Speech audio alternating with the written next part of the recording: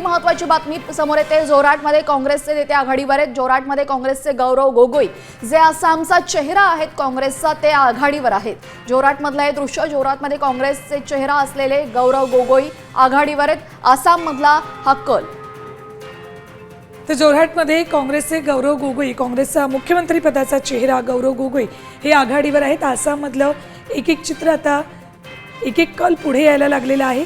आसाममध्ये जरी भाजप आघाडीवर असलं, काँग्रेस फक्त 2 जागांवर आघाडीवर असलं, तरी गौरव गोगोई हे काँग्रेसचा प्रमुख चेहरा आघाडीवर आहेत। जोरहाटमधून त्यांनी निवडणूक लढवली होती, ते आघाडीवर आहेत। तर दुसरीकडे आसाममध्ये भाजप 20 जागी तर काँग्रेस केवळ 2 जागी आघाडीवर आहे। पोस्टल मतमोजणीनुसार हे सुरुवातीचे कल। आसामच्या जोरहाटमध्ये काँग्रेसनं आघाडी घेतलेली आहे। काँग्रेसचे गौरव गोगोई हे मुख्यमंत्री पदाचा चेहरा जे आघाडीवर आहेत। जोरहाटमध्ये काँग्रेसनं आघाडी घेतली।